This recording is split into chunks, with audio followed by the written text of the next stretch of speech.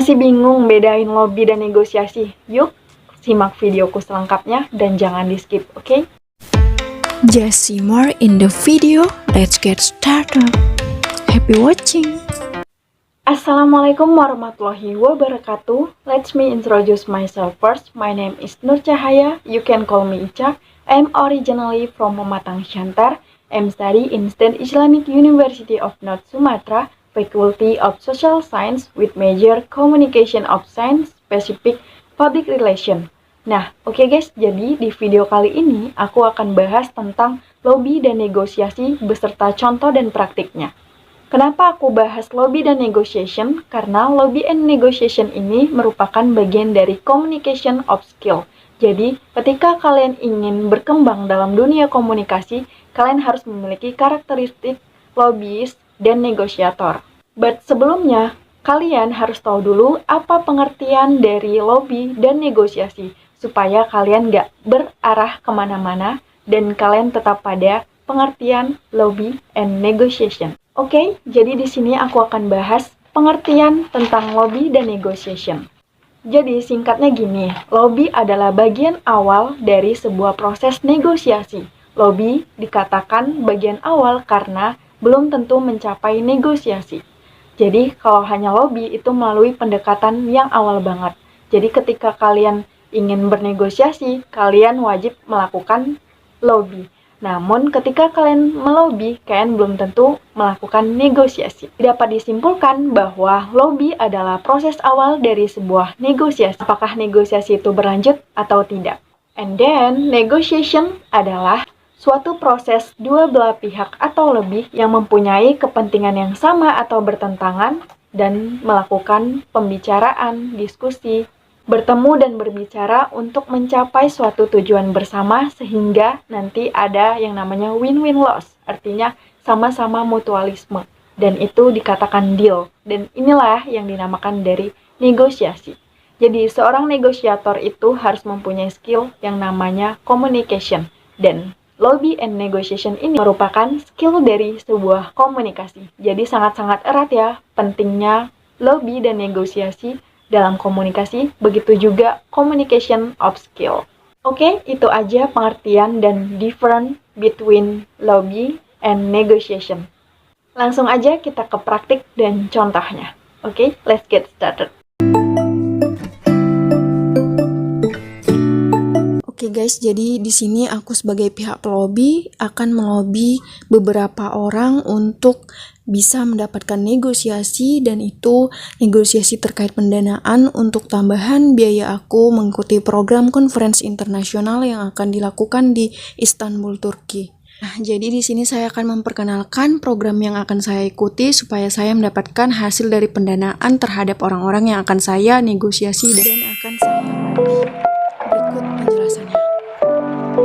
Turkey is a country that has many historical sites. Turkish cultural and social mix combines very diverse elements from a wide variety of cultures and leadership styles. I'm Nur Cahaya. I'm originally from North Sumatra, studying at Islamic University of North Sumatra with major Communication of Science, specific Public Relation. As someone who prides himself on the ability to support cross-culture and global communication based on supportive experience, look at what Indonesian by combining youth to contribute based on three pillars, namely educate, access, and experience. I believe can develop myself through education, socio-culture, globally to explore and grow leadership attitude. Thank you for attention. See you. Berikut adalah hal yang saya negosiasikan dan akan saya lobi. Yang pertama itu adalah wakil dekan 3. Berikut adalah chattingan antara kami dengan wakil dekan 3.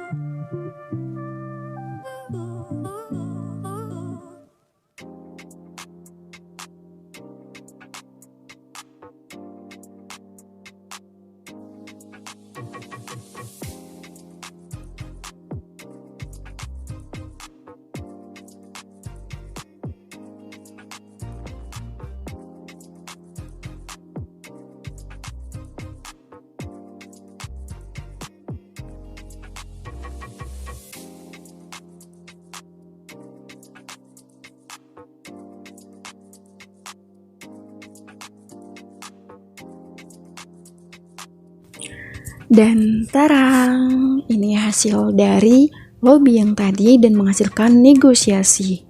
So, maybe I think that's all about me. Thank you for attention. See you later. Assalamualaikum warahmatullahi wabarakatuh.